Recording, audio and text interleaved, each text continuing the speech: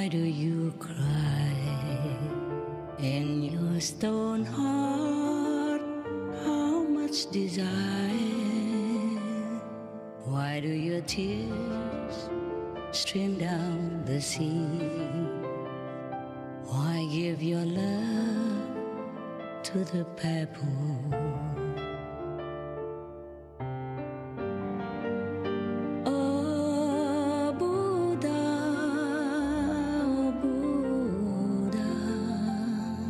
why did you leave Nirvana?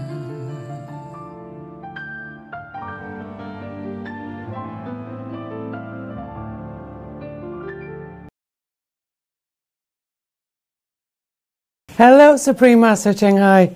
It's so good to speak to you again. Good to see you again. Yes, that's what I wanted to say. You're too fast. I was saying, wow, Louis, what a nice thing. How are you? Oh, I'm alive today. Alive and good today. Well, you look beautiful today. Yeah, I feel beautiful. Supreme Master, you've written many, many books about animals, including The Dogs in My Life and Birds in My Life, which is an international bestseller. From your books, it's very clear about your remarkable relationship that you have with your animals. But can you tell us what inspired you to write a book about dogs, and what ways can we best interact with our animal companions to make sure that their lives are as happy, enjoyable and as satisfying as possible? Yeah. My dogs themselves, were the inspiration. I was talking to them, say, okay, we have to do something, yes, for the animals, for other dogs. And they, okay, right away, They gave me permission and encouragement and inspiration to write that little book.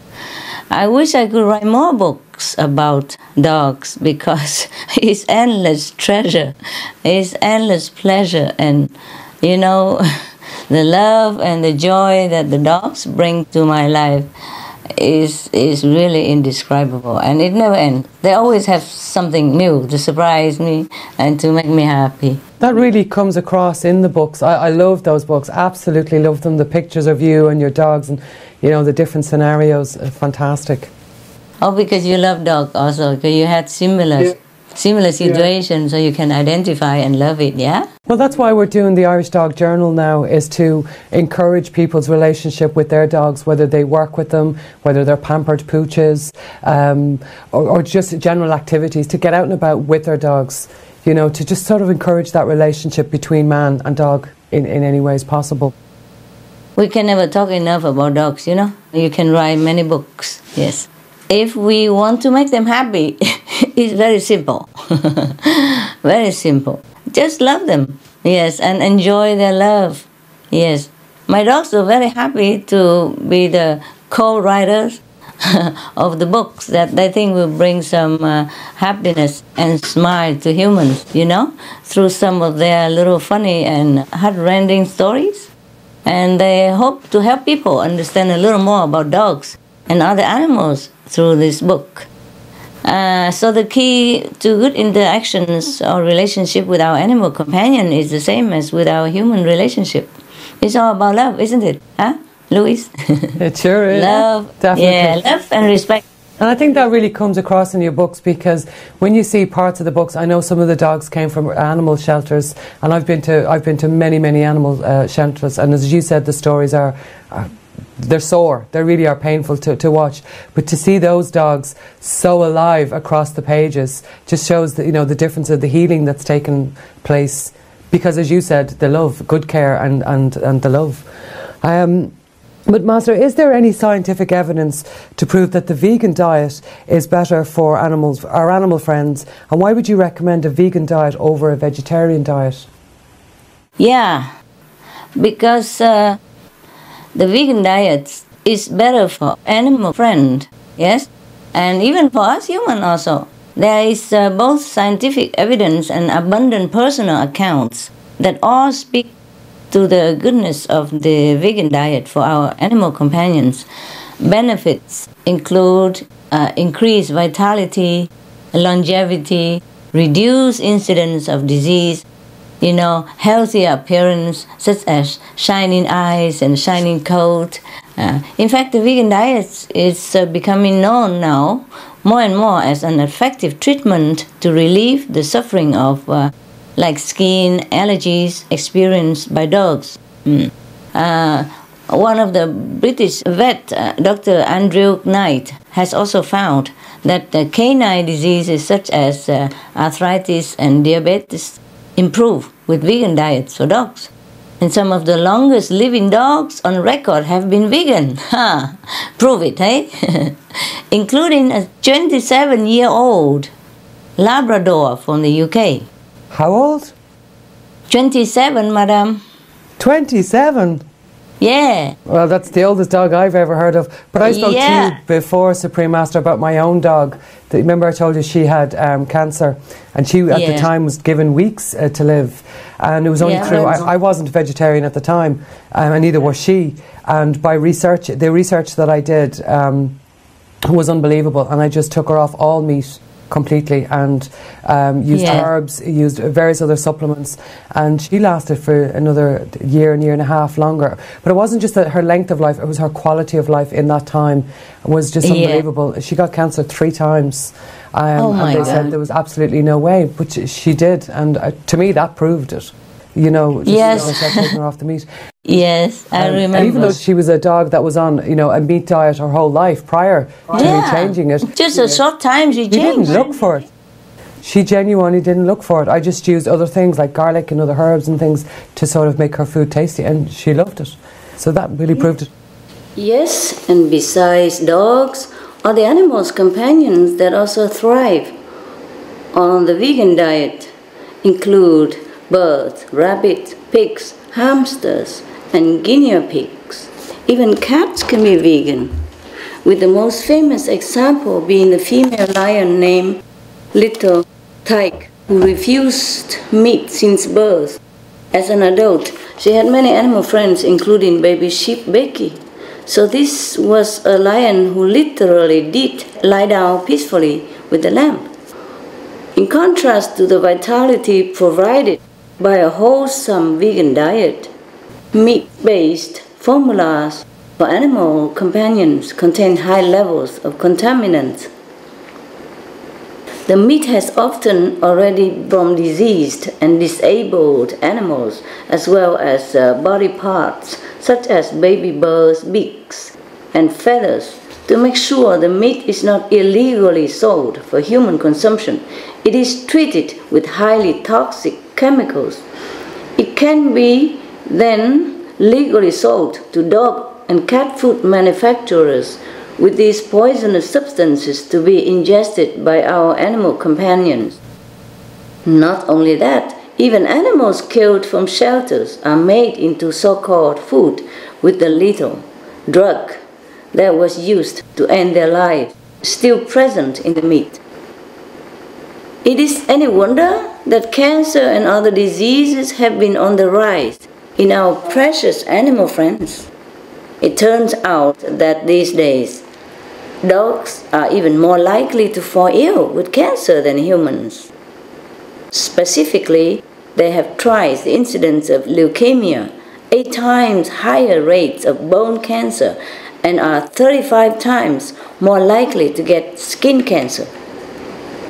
One veterinarian, Dr. Amity May of California, USA, reports that this rise in diseases has led more people to seek alternative diets for their animal companions. Surely anyone who has come to know the love and blessings of a cherished co-inhabitant animal friend would do anything to preserve their lives. Louise, you had such an experience, right? When your beloved animal companion was so ill with cancer, you decided to switch his diet to a meat-free. You were able to enjoy his company much longer than what the doctors had predicted. That veganism in dogs, and organic vegan even better, is very effective in preventing cancer. A study conducted in the US and Canada found that dog health is directly related to the length of time being vegan. In fact, all the lifelong vegan dogs in the study were in good health, and those who had been vegan for more than 5 years were also entirely cancer-free. And I also have 9 dogs, normally 10. One passed away, sadly, but you know, he's in heaven and happy. So now I have 9 dogs still that I feed a complete vegan diet, who are all healthy and happy. So why should we choose a vegan diet over a vegetarian diet for our animal companions? The reason is very simple, Louis. We give our loved ones the best, no less than what we would give ourselves. Thus, we recommend organic vegan for our animal companions because we already know it is the most healthy and compassionate way to live. In fact, dairy and eggs are produced with the same cruel killing practices used in the meat industry, with babies taken from mother cows and tiny innocent baby chicks ground alive, my God, by the millions. Isn't that horrible? Every time I talk about it, I just can't bear it.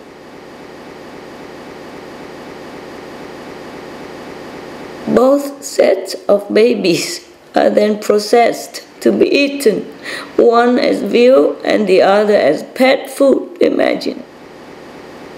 So you see, Louis, there is massive killing in all aspects of the meat and dairy eggs industries.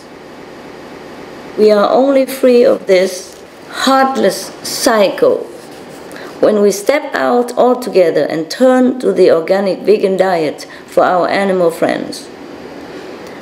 And these days, there are many vegan foods available, such as Lively Doggy, 100% vegan dog food that can be found online at www.thecelestialshop.com.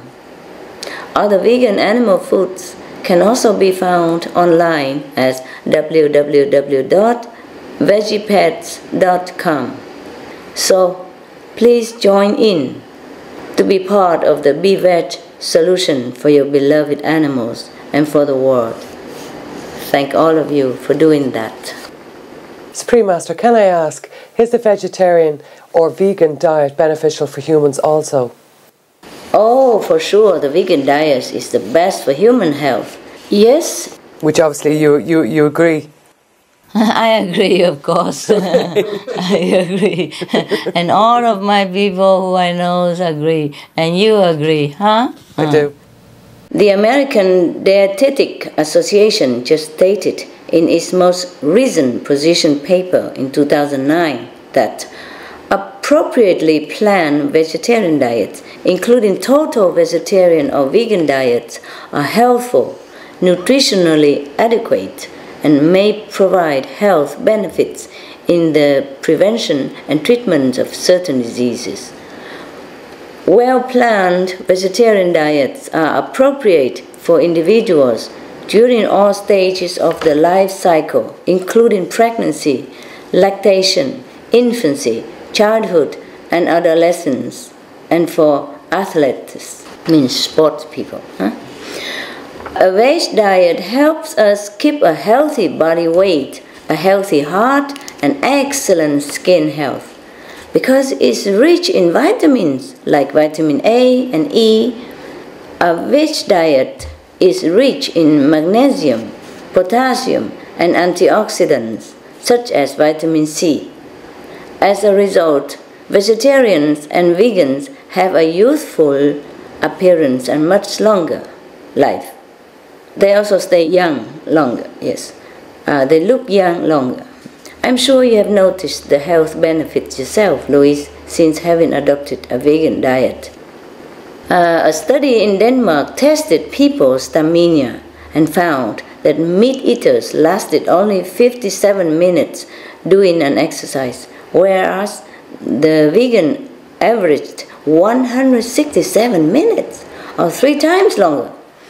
Just look at all the healthy veg athletes out there, like the vegan bodybuilding world champion and German medical doctor Alexander Dagatz, and Olympic medal winners like the American track runner Carl Lewis, who said his best year of competition was the first year he became vegan. Furthermore, a multitude of studies in respected medical journals like The Lancet have confirmed that, in fact, meat and dairy products are the source of disease, and the vegan diet prevents and even reverses these same diseases.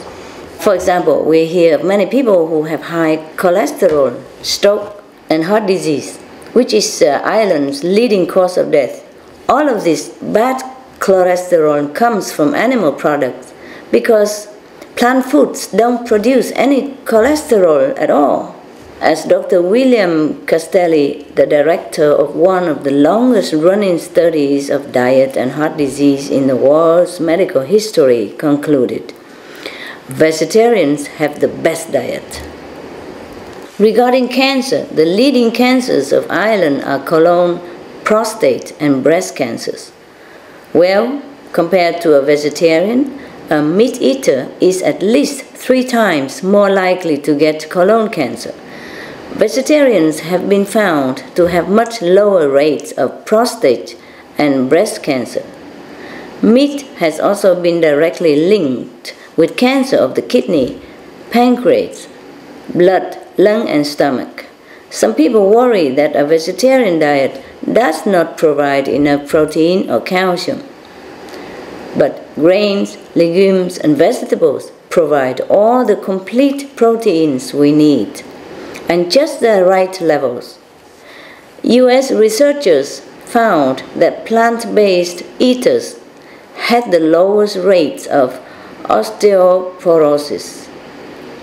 In contrast, protein and calcium intake from animal products was found to be detrimental and even contributed to osteoporosis and kidney function problems. By the way, green leafy vegetables and beans are super rich in calcium. For example, 1 cup of broccoli or 2/3 cup of tofu has as much absorbable calcium as 1 cup of cow's milk, and is free of the fat, cholesterol, and hormones that come with cow's milk. Finally, if we look at the animals around us, the ones with some of the greatest strength, longevity, and endurance are the ox, the horses, the elephant, the gorilla, etc. Those are the vegan ones, eh? So we should all try the veg diet and see how our health improves for the better. We will look young and beautiful and feel that way too. I guarantee it. You know, any animals, even your animal or your dog, you know it yourself, eh? Just change for a short while, and what a difference does it make? She die because it's her time to die, not because of her sickness, yes? Well, she was actually one of the oldest Samoyeds I've ever known. In her particular breed, she was actually one of the oldest ones we've ever had. So regardless of all her accidents and diseases, with the vegan diet, everything changed. Yes, I'm so glad to hear. You have another dogs? Not yet? I have 2 more. I've 2 more. Ah, 2 more? And Oh, cats. congratulations. Yeah. I'm collecting them at this stage. By the way, please, congratulations for your dog magazine. Did the right thing. Oh, thank you so much. And thank you so much for the support. Thank you very, very much. We're so happy that another dog magazine coming out for the world to understand more about our beautiful animal companion. Yes. Thank you. Thank you very much. You're welcome.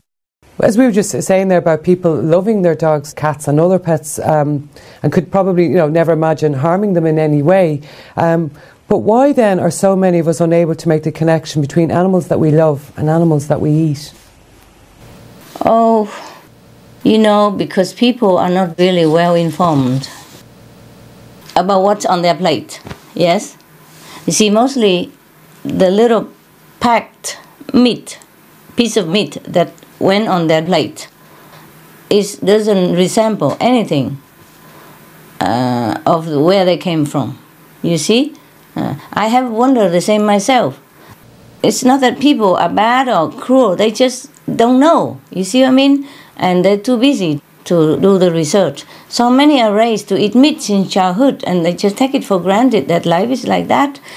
Our parents, teachers, and others, the elderly we know, or present to us that meat is a food, and good food. So actually meat is the flesh of an early death to a once living, breathing, sensitive, beautiful, noble animal being. The truth is that we should not kill any living being at all. This really should be the law of every nation. Do you not then think that our consciousness is just not high enough or aware enough to understand this? That, that these animals aren't just animals to end up on a plate, but their own souls, their own spirits. It's true that also, Louise, but also true because people are not informed. And the so-called tradition keep passing on from one generation to the next. And the whole society just support it as a natural way of life. So now people have become more aware of, the cruelty that we measure upon animals. So I think people turn to more compassionate and respect for all life. Yes. Right now, in many countries, this is already an essential part of spiritual growing, and religious development in many countries. Yeah. Actually, in Christianity, Buddhism, Hinduism, Islam, every religion told us don't eat animal because they are God's creation. In the Bible, the first book of the Bible, God says that humans are given the entire plant kingdom for food. See? Say, behold, I have given you every herb bearing seed and every tree bearing fruit. To you it shall be for meat or for food. Meat at that time means just food, yes. And later God spoke of the fate that would befall those who consume flesh. He said, meat for the belly and the belly for meat, but God shall destroy both it and them. Yeah, thus people have forgotten the noble way. Many are awakened and feeling uneasy eating meat, but because the whole society is doing that. So we're just following the trend, and this is all wrong. Now, if we are just being reminded of the horrific truth about livestock production, then everybody would stop eating meat. Because you know that very well, Louis, yeah? And people are not aware because nearly all of this inhumane treatment of animal takes place behind windowless walls where no one can see. We're not even allowed to see it, yes? So the renowned Irish playwright and Nobel laureate George Bernard Shaw has said, I do not want to make my stomach a graveyard of dead animals. You see, the one who are aware, they don't touch meat, yes. Just like when we are aware, we switch completely, yes. When people understand the gruesome truth behind animal farming and the innocence of all the animals who sacrifice their lives, it is easy to see that eating the dead flesh of another being is not only unnecessary, it leaves us with a trail of bloody footprints. Dairy is included together with meat because the cruelty and torture is the same, and the end result is a horrible death for the poor animals. After just a couple of years of non-stop pregnancy and milking, dairy cows are killed for meat as well. Their babies are sold also and killed for veal. So there is no mercy in the dairy industry either. Here are some facts about animal products. If you allow me, I will report to your reader. 1. Animal products are less healthy. Plant-based food offer the same level of vital minerals like calcium and in many cases are nutritionally superior to their meat and dairy-based counterpart. In fact, animal protein can remove nutrients such as calcium during digestion. Yeah, that's what we have not been told. We have been told the opposite. Yeah, which is not the case in vegan diets. Number 2, eating meat is a sure way to shorten our life. Studies have found that meat consumption literally removes years from one's life. Along the way are innumerable chronic conditions and diseases like heart attacks, high blood pressure, stroke, cancer, to name a few. Vegans, on the other hand, have been known to live virtually disease-free and much longer. Number 3, animal products originate from filthy environments. Slaughterhouses are filled with blood, feces, and urine. There's nothing clean about the massacre of thousands and thousands of livestock a day. The animals in their terror often defecate as they die. This is how bacteria can also easily be spread, because it can stay on their flesh when they are processed as meat. That's why we have disease when we eat meat. Number 4, meat and dairy are the source of nearly all foodborne diseases. Some of the most widespread bacteria that originate from meat and dairy are Salmonella and E. coli. Many people don't realize this. These cause intestinal distress and can result in kidney failure. More rare but always deadly is mad cow disease. And a recent study found that handling the raw meat before cooking can even leave bacteria on work surface, even after cleaning. This is very dangerous for us, as it only takes a few cells of E. coli to cause severe illness or even death. Number 5, eating meat is the biggest cruelty one can ever commit, even to ourselves. I'm sorry to say it this way, but it is the truth. Even if we don't kill the animals ourselves, we are still responsible for their deaths. Because, if nobody wants meat, then the animals get to live. The large-scale, unnatural breeding practices to make them multiply will stop, and the slaughterhouses will also close down. From these few facts alone, it is easy for us to see that consuming animal products brings bad health physically and bad retribution spiritually. And if we want to know what we are killing, scientists discover more every day about the intelligence and sensitivity of the animal kingdom. Whales, for example, are able to identify different fellow cetaceans' calls through the ocean waters, similar to how we humans can identify, our friend's voice across a crowded room. Furthermore, they are very polite. They wait for their turn to speak. Believe this? Yet, these same lovely sentient beings are hunted down with explosive harpoons that cause a slow and torturously painful death. I don't know how we do this, Louis, but this is really not for our human dignity to continue. Similarly, cows, pigs, and chickens are some of the most gentle beings on earth.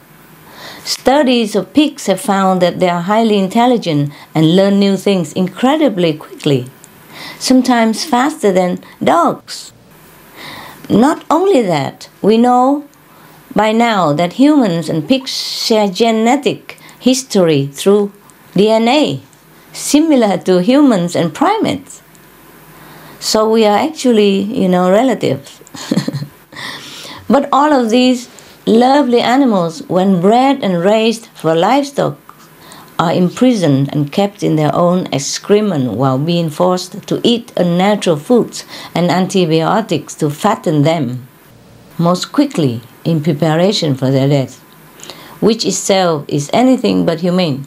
When the sensitive pig is slaughtered, for example, an electric shocking system is supposed to stun their brain so they don't feel their throat being slit.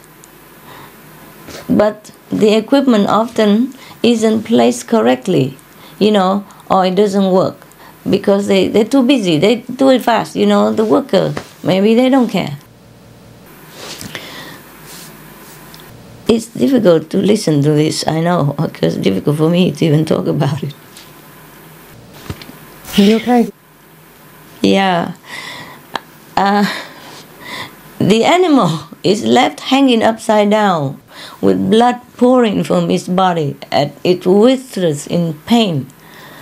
And worse yet, Louis, if the pig doesn't die immediately from having his throat slit, the next step is boiling water, used to loosen the skin.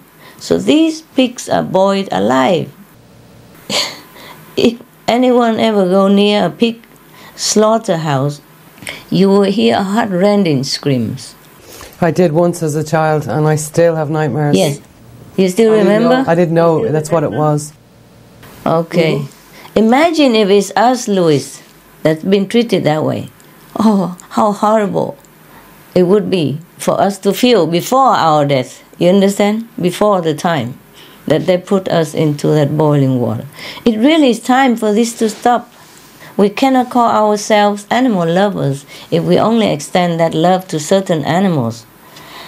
So please, everyone, switch to the wholesome, nutritious, and conscience-free vegan diet. Yes, we have a lot of information like this on suprememastertv.com/beveg or suprememastertv.com/stop animal cruelty. Everyone is welcome to download them free of charge. If everyone knows about the cruelty of the animal industry, I'm sure they stop eating meat right away. I agree. And the animals will be grateful, and they will wish them well, and they will project all of their blessing and love to the person who will spare their lives. And the person will feel happier, healthier, and more prosperous in their life. But many people cannot imagine this, but they could try and then they will see the difference. Yeah. Any more questions, Louis? I do. Just a few more. Supreme Master, it's been reported that a large industrial animal farm can produce as much waste as a large city, and that it takes thousands of litres of water to produce a pound of beef, which puts a severe demand on the world's limited fresh water supply. Is this correct? Yeah, absolutely. The connection between livestock industry and global warming has been clearly established. Factory farming takes an extreme toll on our vital resources. We will take water, for example, as drought and water crises are spreading silently across the globe, affecting 44% of the world's population, even triggering conflicts in some areas.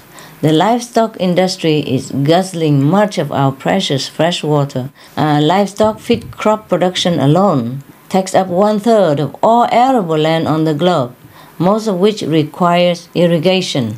So in reality, 4,500 liters of clean water goes down the drain for just one serving of beef. In contrast, only 370 liters of water are needed to produce one complete vegan meal, with plenty of calories and nutrients from rice, vegetable, and soy protein.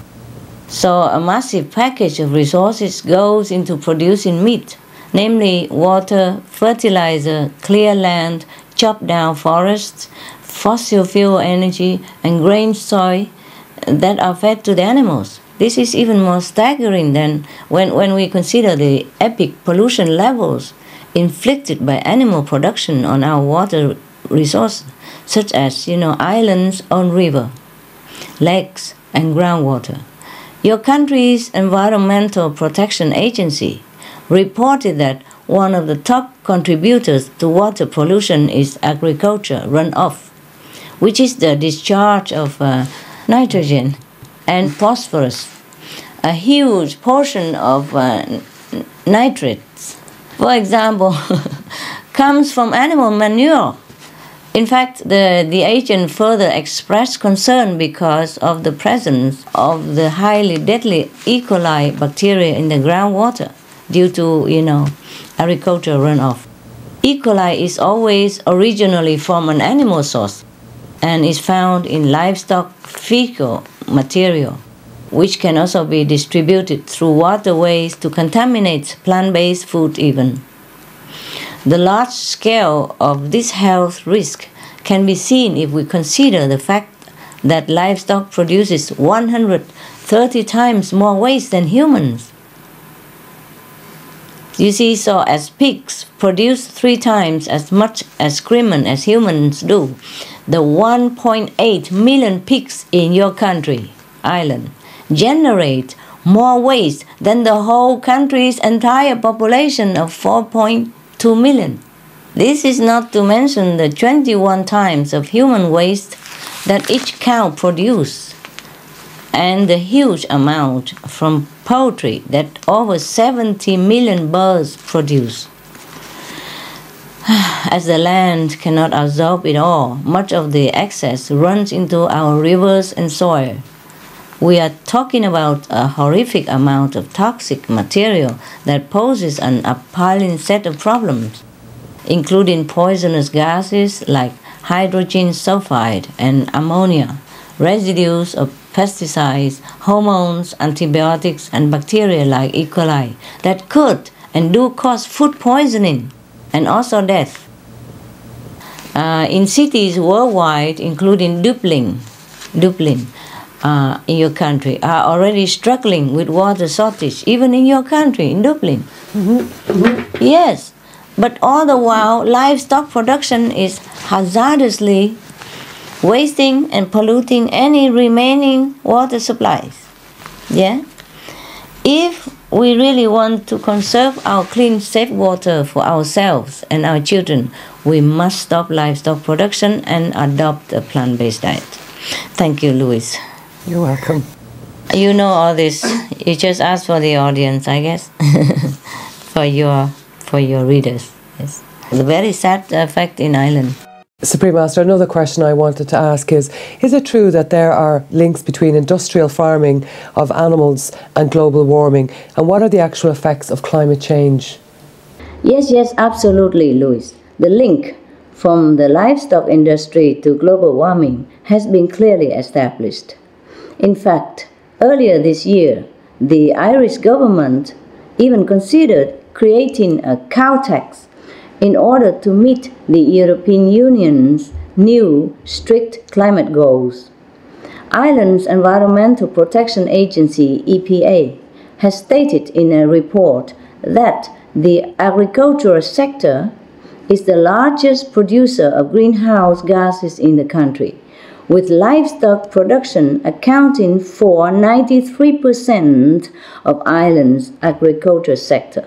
Louis, livestock production in your country, accounting for 93% of Ireland's agriculture sector.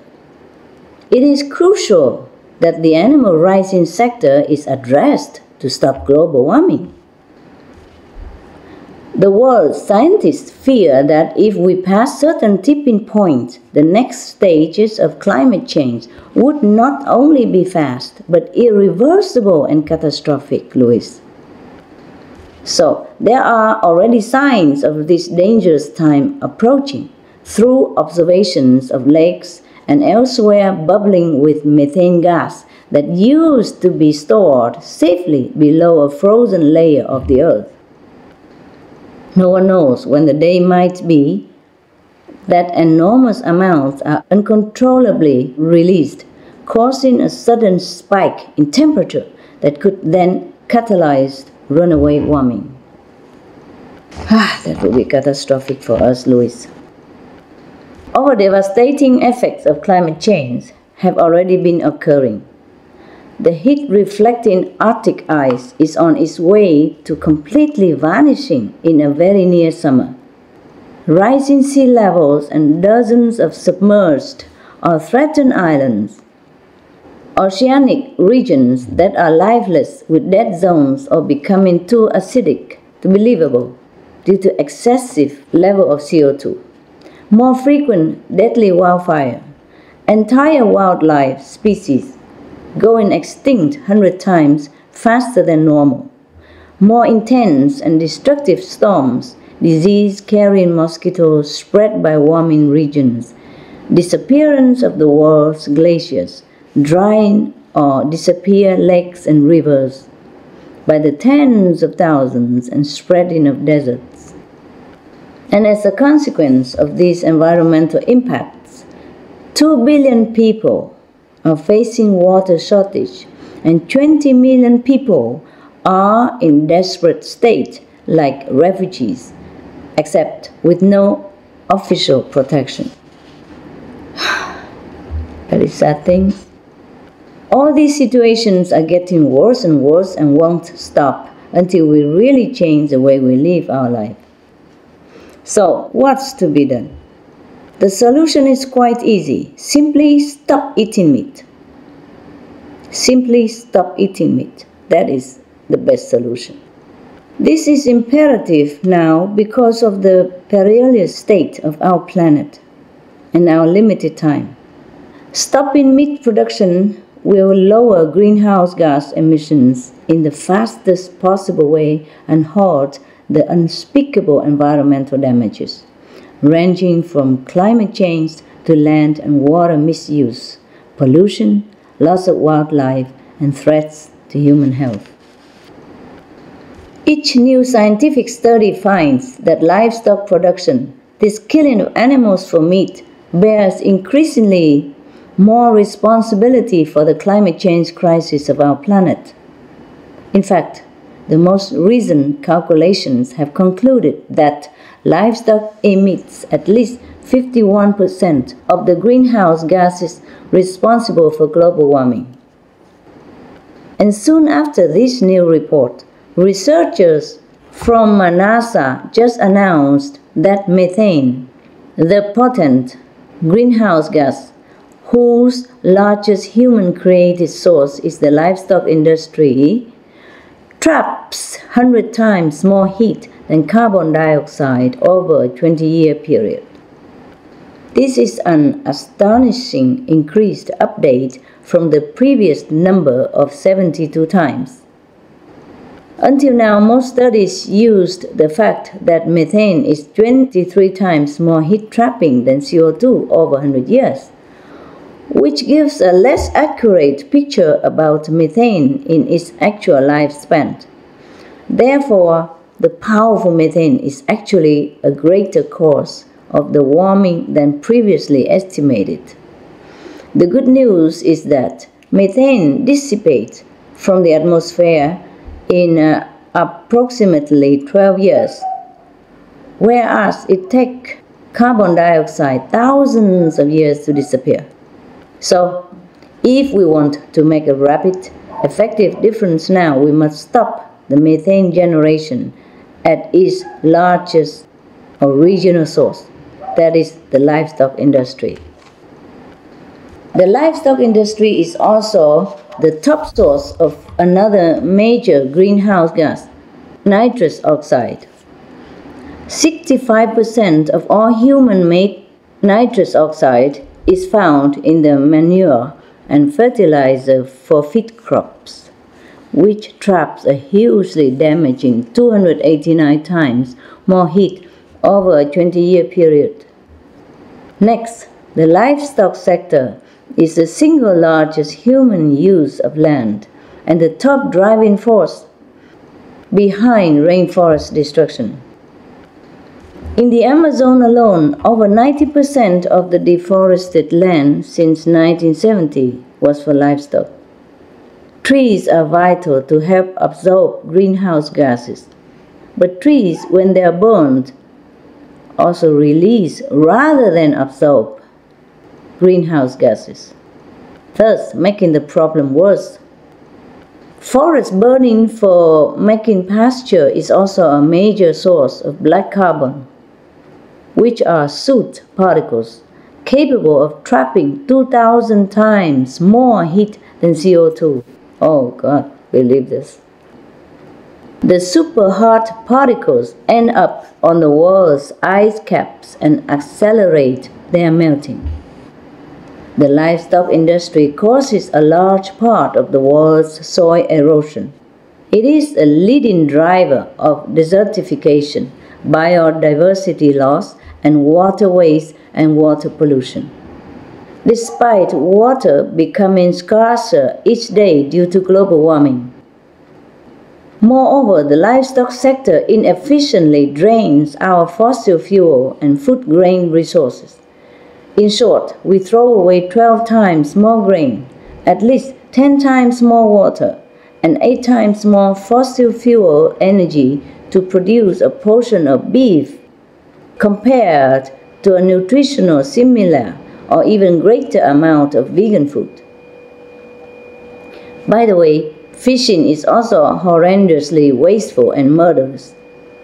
A major study predicts that all fished animals will be 90% gone by 2050 due to overfishing and overwasting by catch. I mean those fish and other marine lives that they don't need, but while catching all the fish, they kill them as well by the billions.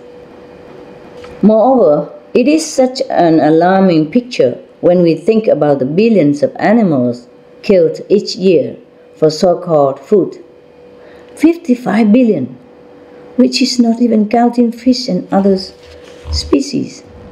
That is 8 times more innocent beings murdered each year than there are people on the earth. How can our planet and our conscience support such unsustainable, damaging, and criminal practice? And all for a piece of dead flesh every day, which we now know isn't even healthy and in fact kills us. I pray that our world's leaders will take swift actions to ban the destructive meat production and instead use subsidies for organic vegan farming, which helps absorb emissions. Then we can have an immediate effect on climate change and have more time to develop and perfect our green technology to address CO2. I call upon the media to help as well, and thank you and the Irish Dog Journal for their part.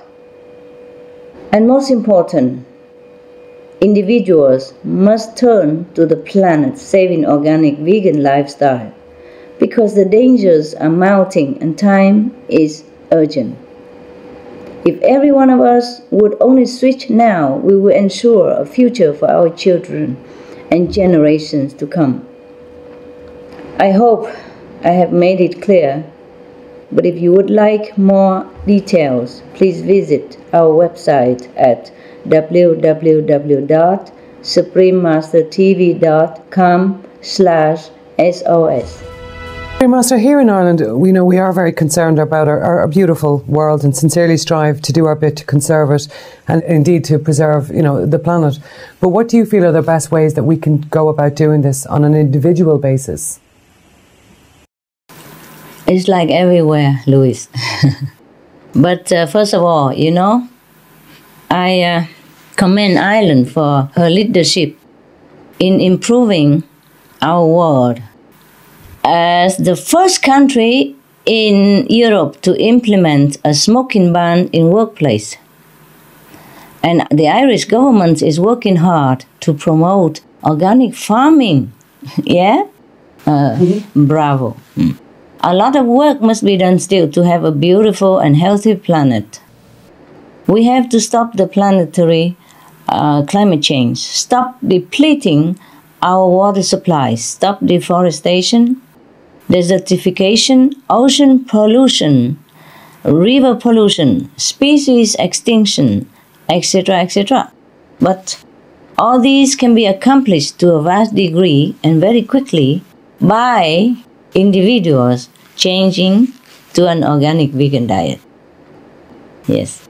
And the leading voice in global warming, like the former US Vice President and Nobel Peace Prize laureate, Mr. Al Gore, and UK climate expert and economist Lord Nicholas Stern, have also made statements that being vegetarian for the environment is important.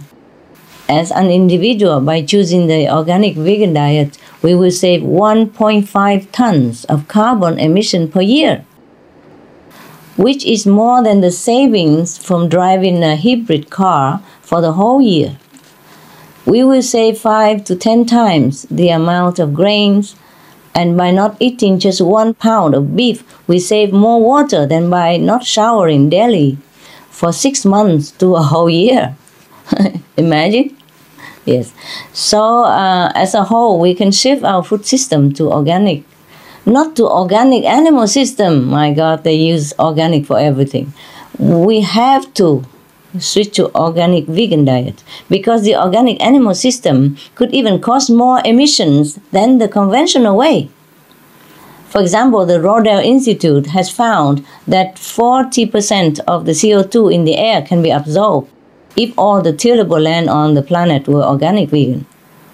So, in fact, one study calculated that the organic vegan diet saves 94%, Louis, of the greenhouse gas emissions per person per year.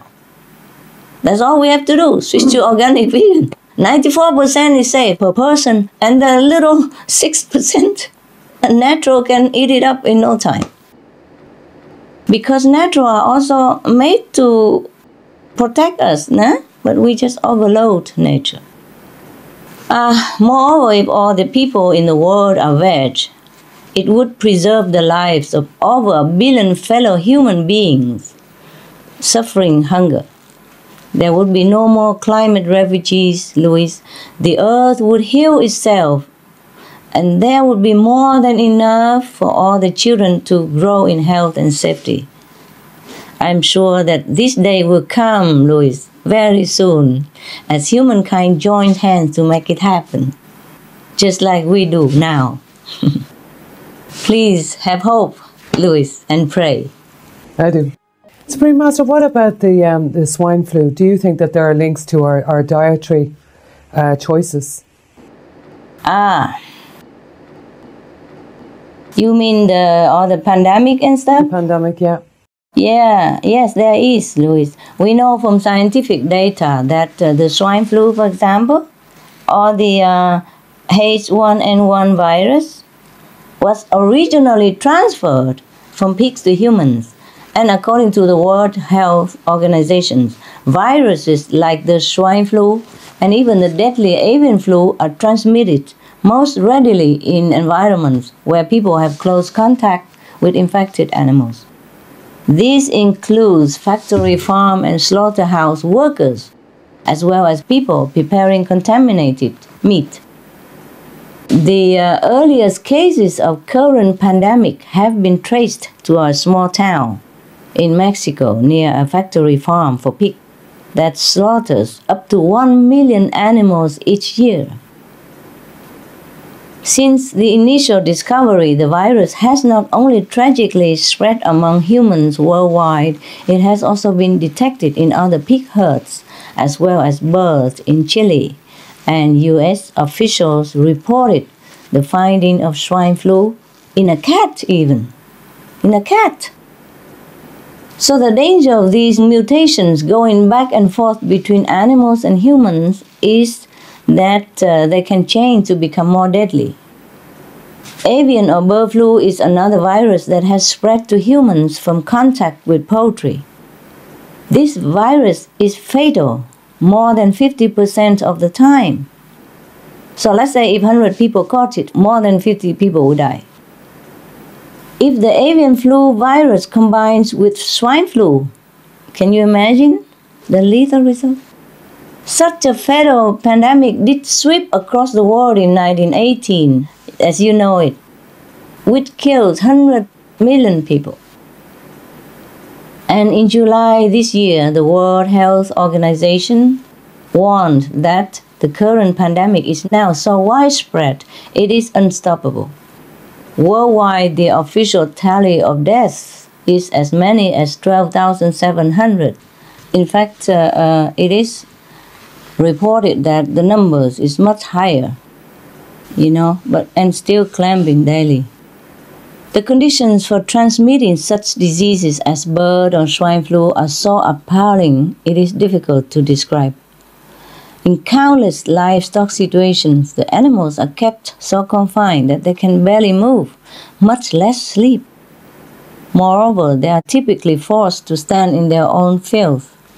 Such highly stressful and filthy environments often lead to illnesses.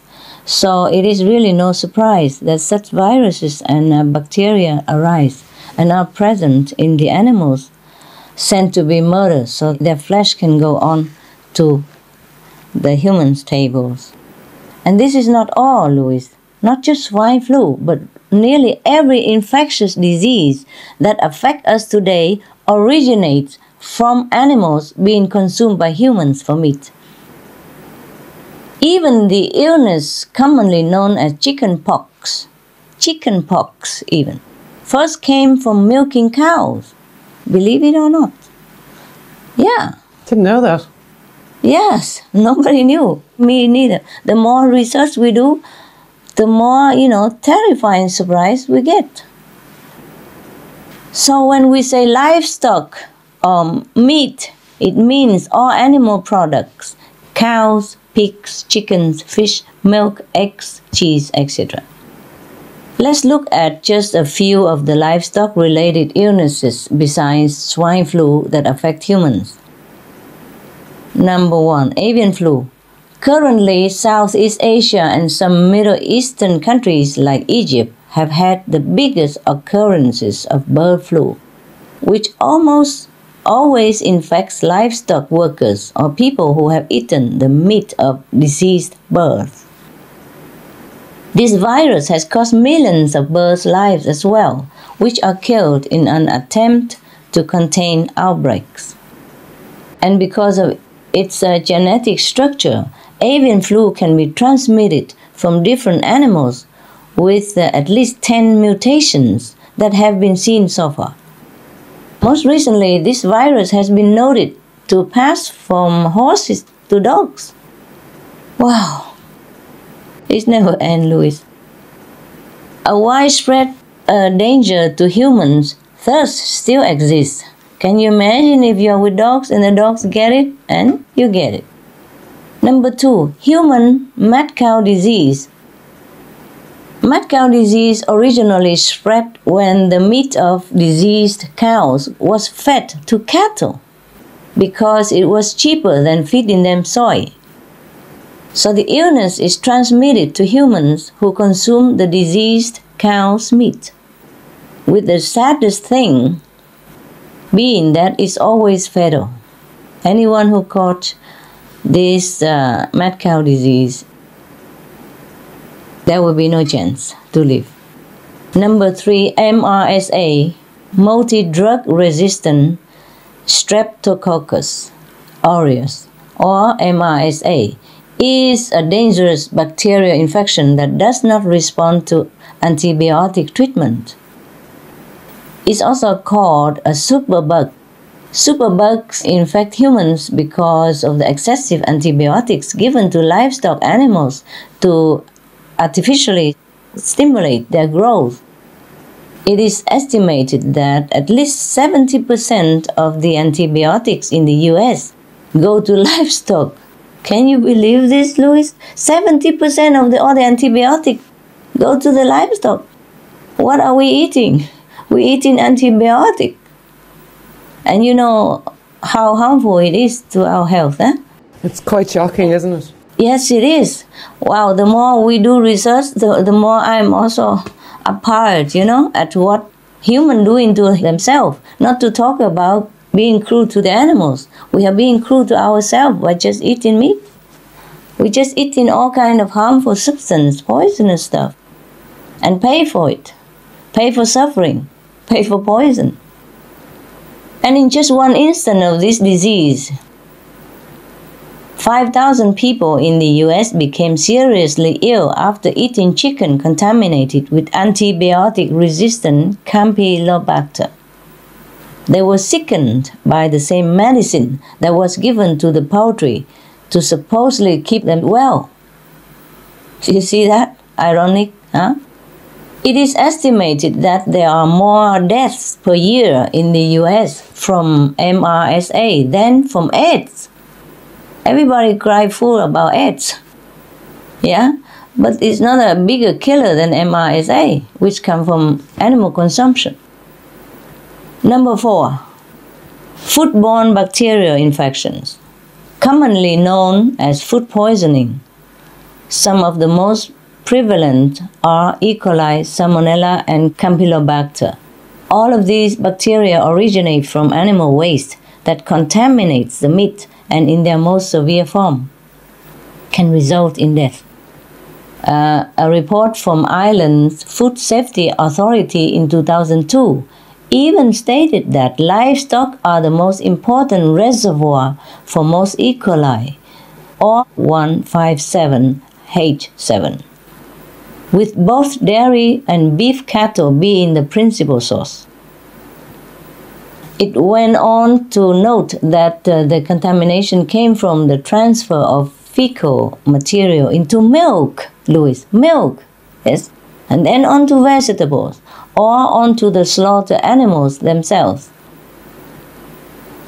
A previous report also noted that there had been a sharp increase in the disease and reminded that outbreaks in other parts of the world should be a word of warning to the Irish public as well.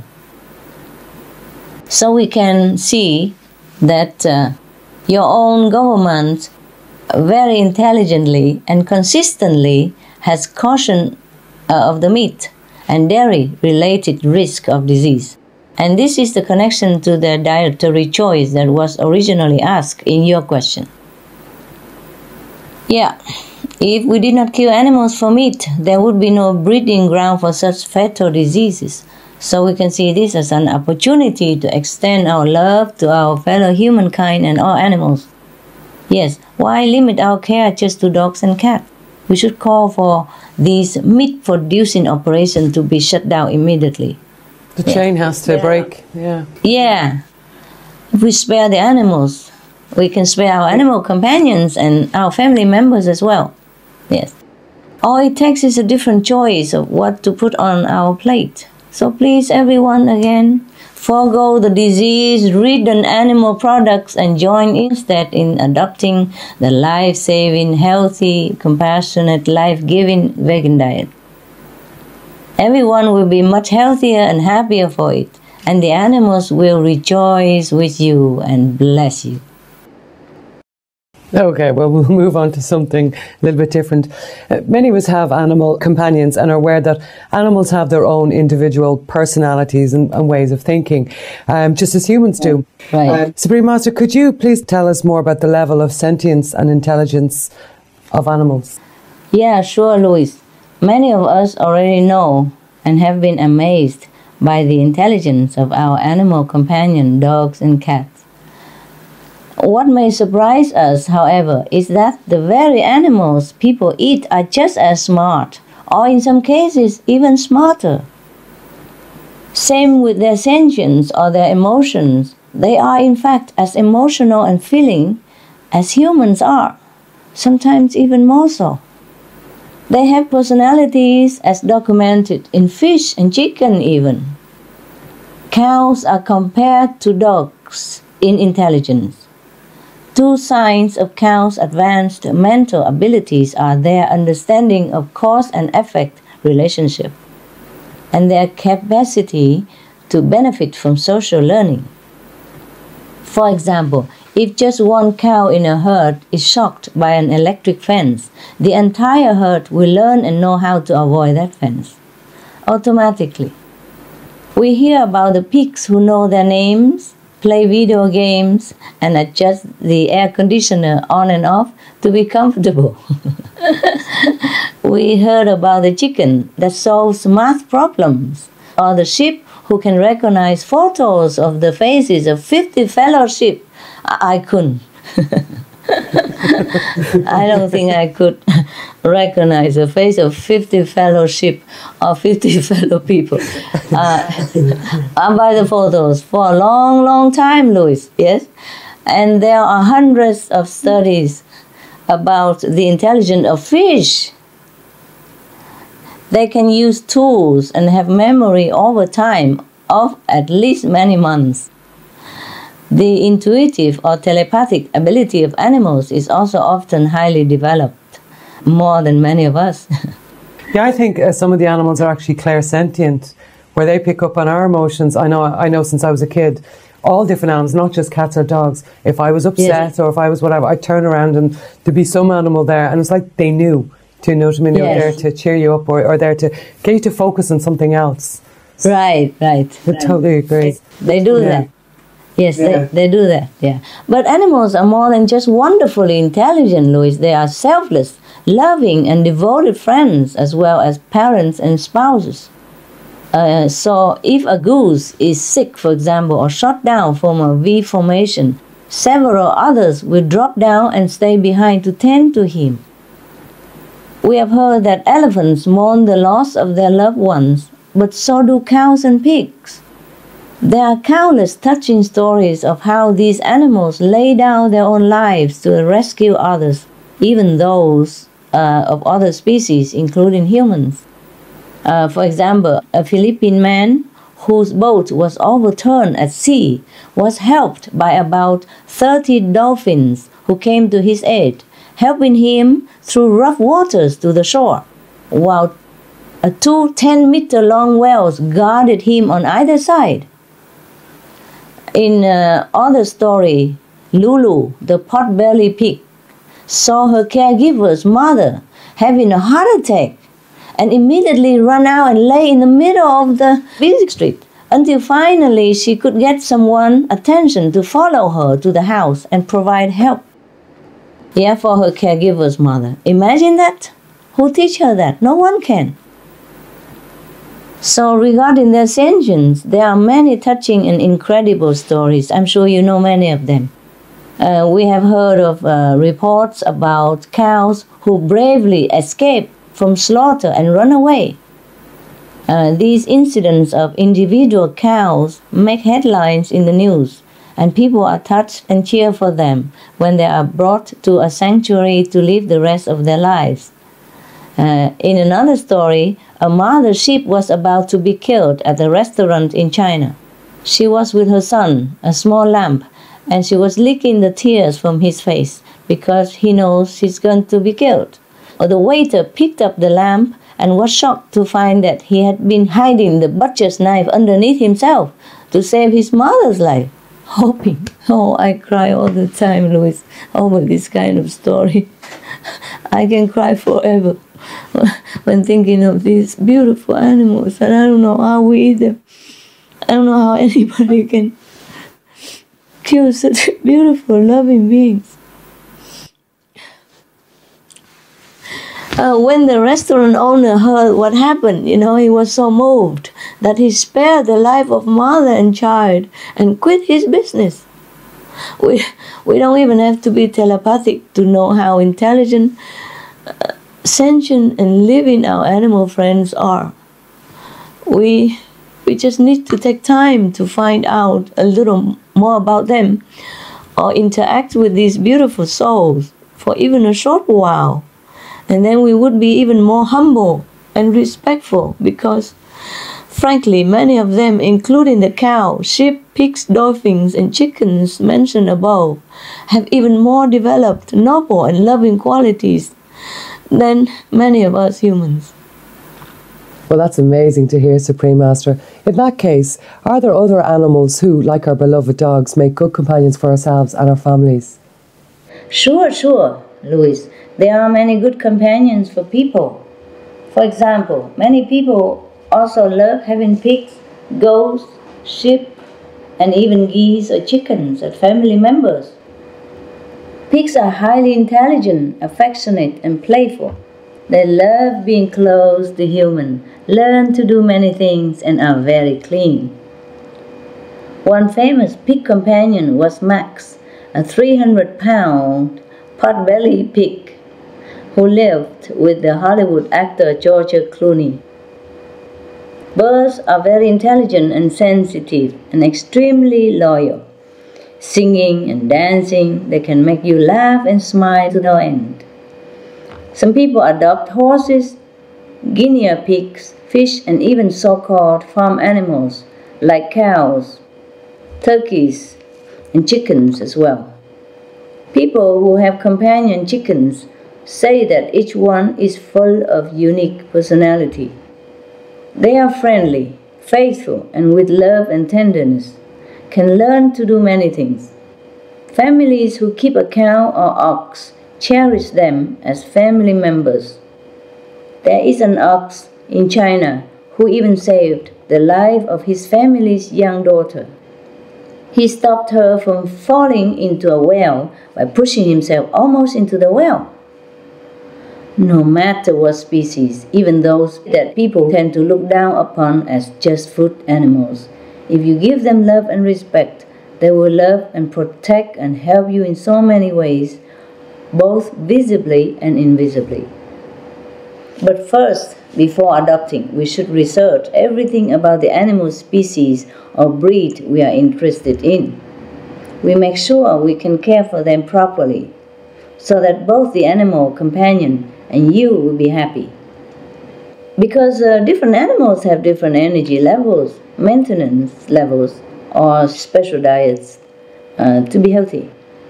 Also, some are more social than others, while others need quieter homes or more undivided attention from their caregivers.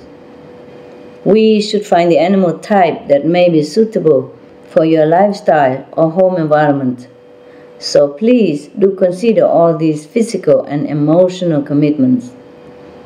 It is very important to be prepared to be their companions as well for their entire lifetime, because they do see you as their trusted family member.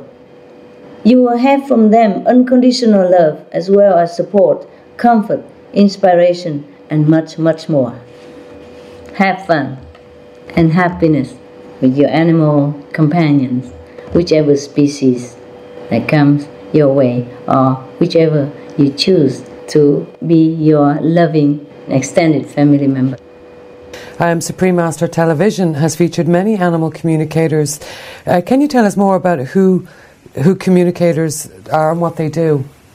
I will tell you, of course. We introduce all these animal communicators. We call them animal psychic communicators, yes, or telepathic communicators, yes. Because they are able to communicate in silence through an inner connection with our animal co-inhabitants. Many of them offer their gift to help other people better understand their animal companion. So if you cannot discover why your companion is behaving in some, unusual way or seems unwell, for example, then an animal telepathic communicator could find out if it is due to their diet or environmental problem or an injury, or sometimes some emotional setback. Yeah, sometimes the animals take on the sickness or stress to direct it away from their human companions. Animal telepathic communicators often don't need to be in the physical presence of the animal. Isn't that amazing? But it's natural, actually. We all have it, just we don't have time to remember. These communicators can speak through long distance, so some of them are also able to help people locate and find their companions who get lost even. Apart from these very beneficial practical services, the communicators may be able to tell you about your animal friend's feeling toward you and their deep unconditional love or loyalty to you, as well as what their mission is in life. In many cases, the animals came to help their caregiver develop spiritually in his or her life. Many animals, both in the wild and domesticated, are very psychic and know everything about you, about your past life, your present and future life. But they never judge you. These noble beings only want humans to remember our own love, dignity, and divinity. And the communicators help us to see what a real blessing the animals provide in our lives. And not just the domestic animals, but all of them. If you want to try and contact these professionals, can go to www.suprememastertv.com facebook.com/constructive scrolls for a free list of worldwide animal communicators. Anyone can also watch past interviews with some of these good communicators on the Animal World, Our Co-Inhabitants program at our same www.suprememastertv.com/AW. Because we don't have time to tell it all here, but people can download them free of charge. Thank you, Louise. You're welcome. I think it's safe to say that all animal lovers would like to better communicate with their animal friends. Is it possible for us to learn to communicate better with our animals? Okay, yes, Louise, it is very possible to develop or regain this ability. It's just that due to our busy minds and hectic lifestyles, most of us have lost this inherent gift of communication. We could communicate with each other also telepathically even. But we can relearn it with practice.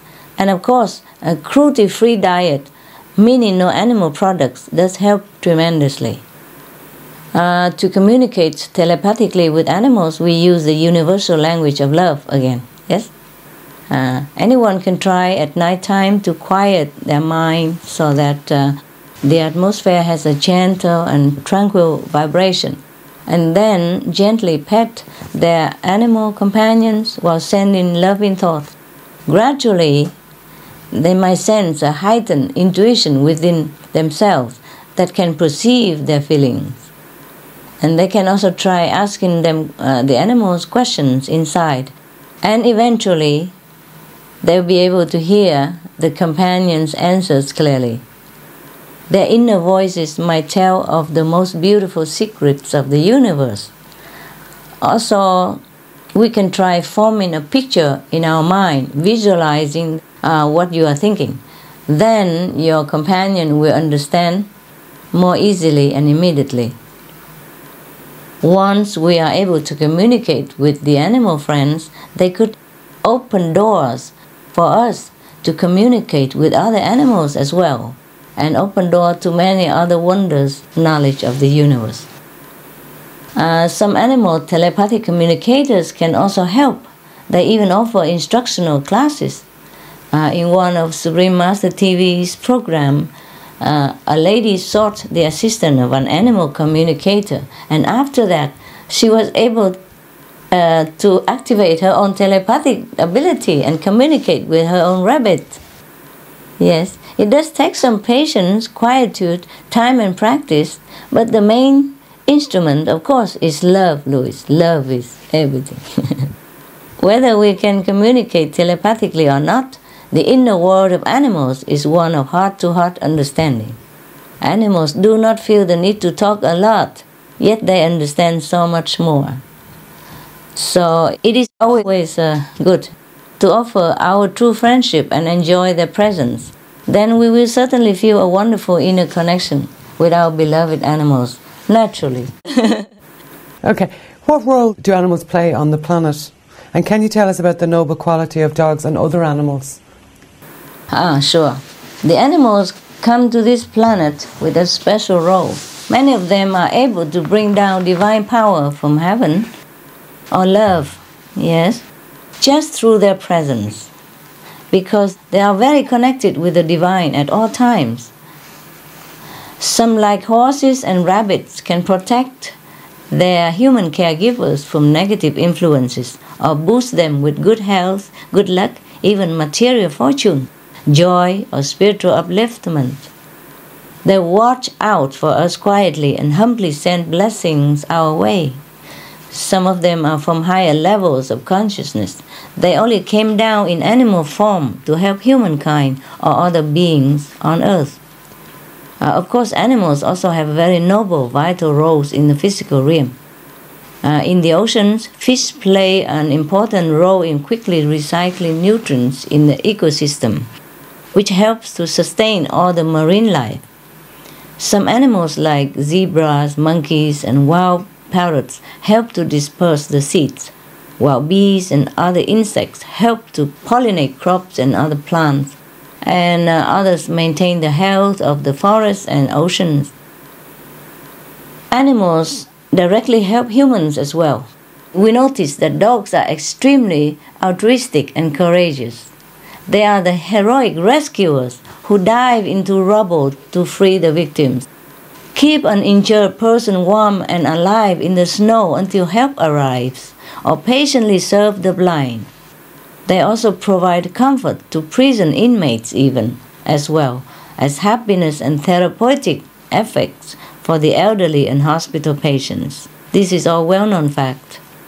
Similarly, in the wild, we can gauge the noble qualities of other animals, such as geese, the squirrels, the ducks, etc. even.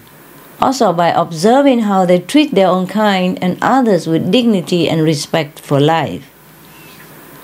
Actually, some experienced animal telepathic communicators have given us messages from the animals. For example, the seals have conveyed that it is important for them to be allowed to stay on Earth, not for themselves, but so they can continue doing their job, which is to keep the Earth in balance with love.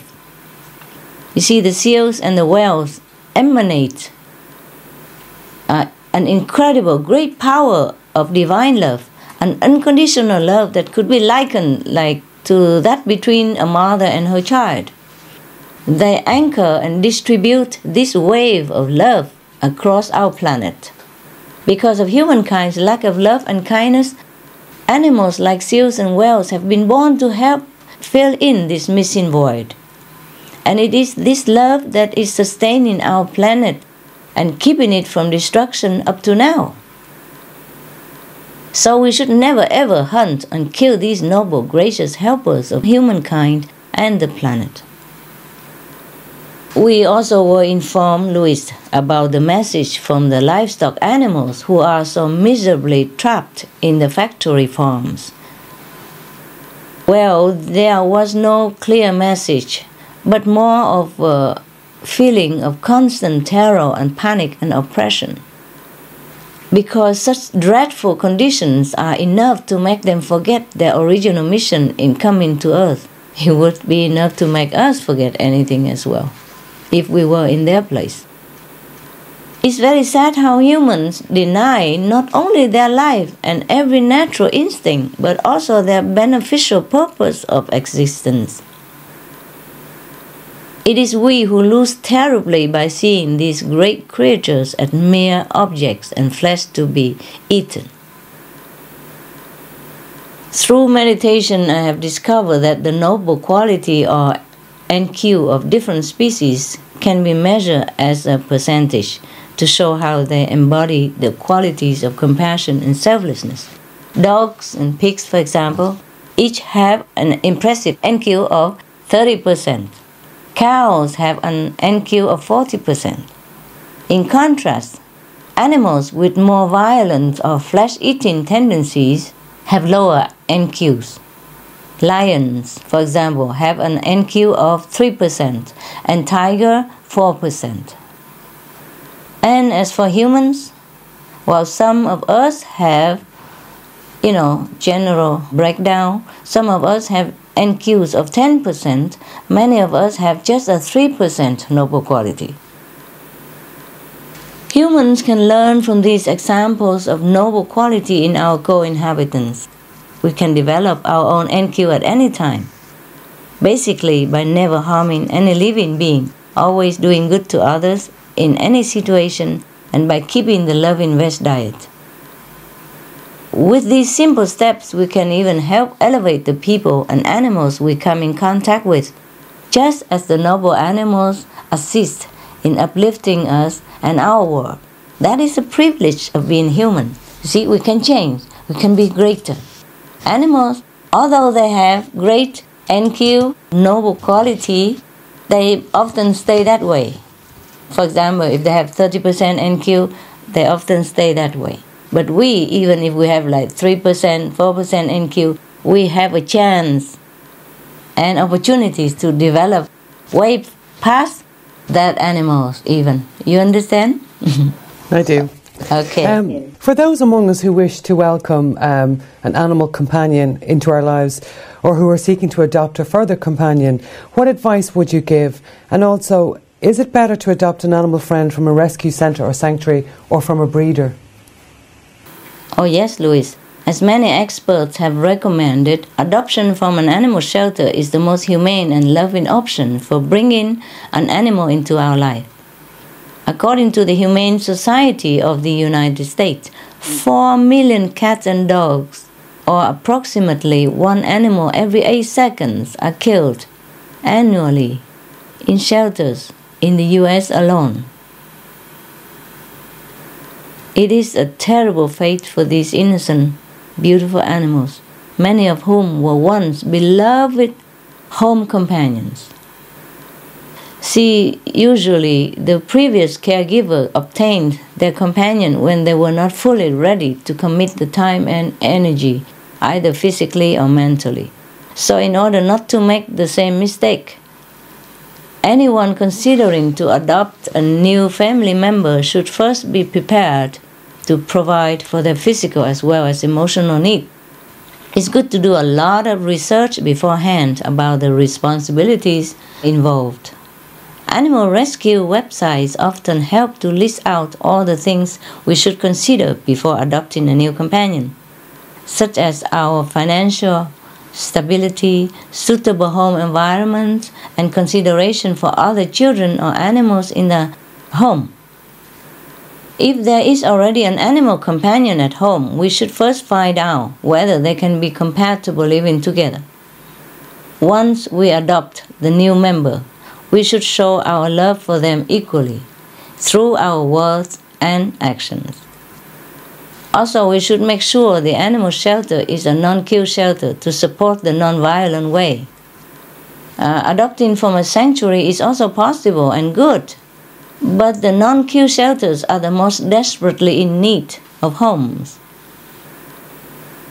It is advised not to try to buy a pet from a breeder, and especially the pet shop, because the way they get the puppies is just too often terribly inhumane. You know, like the mothers and fathers' dogs being treated like machines to bear puppies until they are driven, exhausted, and insane, get crippled or die. They and the puppies are miserably kept in tiny filthy cages, indoors or outdoor, exposed to elements. We mustn't support this practice. Supreme Master, there are many puppy mills and puppy farming in Ireland, and it's actually something that as a magazine we feel it's important that we will and are investigating. Oh, wonderful. But so some of the things that people are coming back to us and saying is that, you know, a farmer would make, say, maybe 100, 150 from a sheep. He could make 650 from a puppy. He doesn't have to put it in a field. He only has to feed, the puppy's mother a very small amount. Basically, it's a financial arrangement. So I can understand where you're coming from, because they're everywhere. Puppy mills, puppy farms. That's right. And unfortunately, it's the more expensive breeds that are really paying the price. Bad breeding practices. So it's not even just the inhumane way that these dogs are being looked after, but the breeding practices are beyond ridiculous, where they are ruining the particular breed.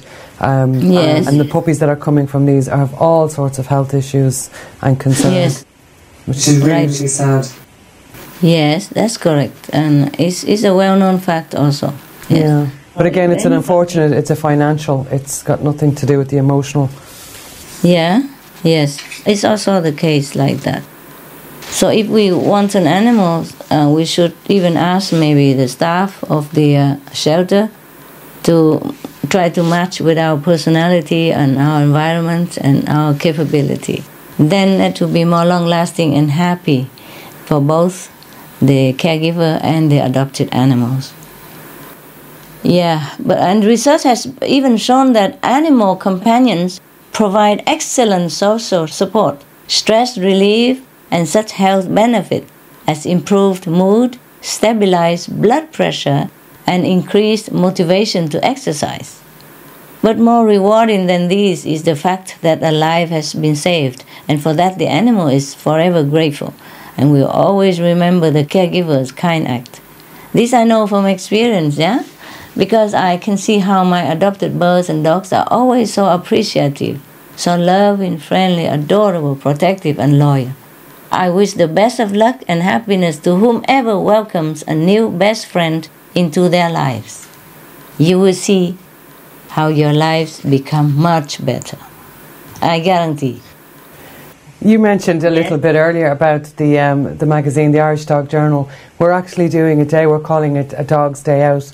And basically it's just that, it's a Dog's Day Out. It's a celebration of all dogs, whether they're pampered pooches, whether they're working dogs such as dogs that work, there are guide dogs for the blind, search and rescue dogs, dogs that work with our police forces. Then you've got your activity dogs like the sledge dogs and carting dogs. But as I said, it's just really is that it's a celebration of all dogs, giving them a day out and showcasing the work and what they give us, and then it's kind of like we're giving something back.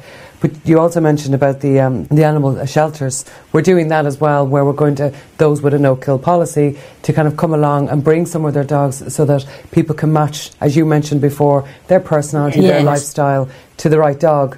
That's good. Because, you know, Christmas is a notorious time whereby people are buying new puppies, and the ISPCA have shown that up to 60% of these puppies are a mismatch. 3, 4, 5 months later, they end up in animal shelters, sadly. Yes, that's true. Plus, we're also going to have some fun. We have a fashion show with an amazing dog clothes range that are coming over. Yes, we should always do research before we adopt an animal. Definitely, yeah, definitely. Okay, just a couple of more questions. One is that you give awards to people worldwide, including leaders in various different fields, but you also give awards to animals for their great deeds. Can you tell us a little bit about this? Yeah, I'm always happy to tell about this. Yeah, the Shining World Hero Award was created to highlight the remarkable, extraordinary, heroic nature of our fellow human and animal neighbors. Be it the heroic stranger dog who appeared from out of nowhere and pulled an injured woman 45 meters to a road so that people could see her there and help her. Completely strange dog. Or a cat who showed his unaware caregivers where she had cancer by repeatedly touching the exact spot. In many cases, the family dog or even a rabbit detected a fire and awakened their human companions in time to avoid danger, thus saved their lives. Sometimes while sacrificing their own even, which they would do without a moment's hesitation. Oh, this story also make me cry forever, Louis, yes. When the dogs or horse sacrifice their life to save their loved family, it makes me cry forever. I love him so much. Even I don't know that horse, I don't know that dog, I don't know that animal, but when I read this story, it just touched my heart. And I just hug them in, you know, in my soul and love them and pray for them. But they don't need our prayers. It's just that we do that out of love. There is, like, for example, one touching story of an elderly woman who was trapped beneath a collapsed building after the big China earthquake. The true story, huh? Yes. The two dogs who found her not only barked to get the rescue team's attention, but over the 8 days she was trapped, they brought her food, Louis, pushing it through the cracks for her to eat. They licked her face and leaned on her to comfort and give her strength and warmth to survive. Can you imagine? Nobody taught them to do that. They don't even know the woman. For these noble heroes, I give them not only the award, but also gifts of love, you know, even financial, you know, tip, and delicious veggie food, and treats, and high quality clothes. I see that it makes you cry too, eh? We are both the same. Yeah. And beds that I designed for the animals. We also show their stories on Supreme Master Television to remind people that animals are like our guardian angels in physical form.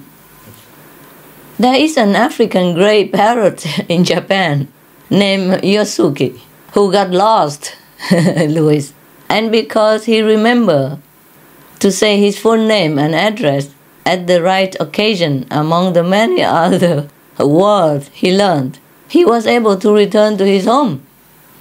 So there is also the Shining World Intelligent Award also for that kind of cutie, yes. In addition, we have the Shining World Loving Award. The first recipient was Maran hen, the chicken, from the United Kingdom. Would somebody give Louis a tissue, please? No, I'm fine. She adopted 3 abandoned duck eggs, yeah, Louis? The chicken hen adopted 3 abandoned duck eggs that she found and stayed with them until they hatched.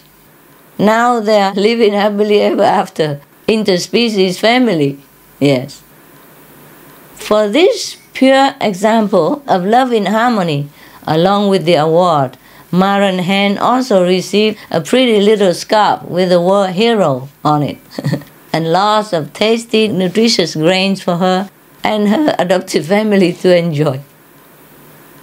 All these awards are to show us that animals are love in action. So we should not kill them or eat them, but we should respect them more and even emulate their selflessness and loving kindness. Thank you, Louis, for crying with me. We laugh now. Our last question now, Supreme Master. His Holiness Pope John Paul II declared in 1990 that animals possess a soul. Yeah. And also said that we must love and feel solidarity with our smaller brethren. Do all animals possess a soul, and how important is it for our spiritual development to have love and respect for animals? Not only animals, but insects even have souls. Plants have souls. Trees have souls. They could speak to me and to you. The trees, the plants, the mountains, the flowers. First of all, I respectfully thank His Holiness the Pope for his true caring statement. He must have been a very, very enlightened Pope to know this. His caring statement about our animal brothers and sisters, I am very grateful for that. They are really just like us, only appearing in different physical forms to color our life and beautify our world. Just like there are different shades and shapes of flowers, or different types and sizes of trees, yet all have the same essence. Just like us humans, we are sometimes different shape and color, but we have the same essence. The animals are just equipped with finer faculties and other kinds of intelligence than ours, or at least they retain this divine gift which we have forgotten or neglected. So yes, Louis, animals do have souls like us, definitely. If we look into their eyes or observe their loving nature, we can see it. His Holiness Pope Benedict XVI also spoke about our animal co-inhabitants and said that animals are given into our care. This reflects the Catholic Catechism, which states that animals are God's creatures. He surrounds them with His providential care. By their mere existence, they bless Him and give Him glory. Thus men owe them kindness. We should recall the gentleness with which saints like Saint Francis of Assisi or Saint Philip Neri treated animals. And another part of the Catechism says that it is contrary to human dignity to cause animals to suffer or die needlessly. So even if we don't believe that animals have soul, it's already established and well known that they have feelings and that they experience love, fear, happiness, and physical pain and suffering exactly like we do. If we consider ourselves higher beings, then we should carry out higher noble acts, right? Protect the weak and the innocent, and not abuse our power by harming our friends, especially since they do us no harm. We should listen to the great wise religious leader of the past and present and regard our animal friends as sacred, cherished creations of God. And as a very basic gesture of dignity, respect and kindness, we should be vegan. When we love and respect the animals, we will develop our own spirituality. When we are able to expand this love to all other beings of the universe, including the animals who are our co-inhabitants, we ourselves expand and become greater spiritually. A peaceful relationship with the animals, with no more killing, would attract to us an abundance of divine blessings. And with the whole world extending such compassion to animals and attracting such a immense blessing from the animals, our planet's atmosphere, of course, would stabilize and even change to a more heavenly light, permeated with feelings of peace and love. Amen, Louis. Amen. Amen. So be it. Supreme Master, thank you so much. I really enjoyed that today. I know a lot of what you said is kind of hard to hear, but it's truth, and I think it's something we all need to wake up to break that chain. So thank you so, so much. I thank you, Louis, for doing all this, which is tremendously beneficial to humans and animals alike. May heaven bless you, your loved ones, and your good work, Louis. And you. I mean it. I mean it. Thank you. I wish so many more journalists like you, who really do the good job, like reporting the real, good, constructive, beneficial information for the public, not just for getting famous or, being paid for, just for the sake of job, but truly dedicate their lives like you do for humans' sake, for animals' sake, and for the sake of our planet. I humbly thank you, Louis, and all your staff, your mother, and whoever support and work with you. God bless you. God bless you, and thank you so much. God bless you. Bye for now. Goodbye for now. We talk soon. All the best of luck to your magazine. Thank you. Bye.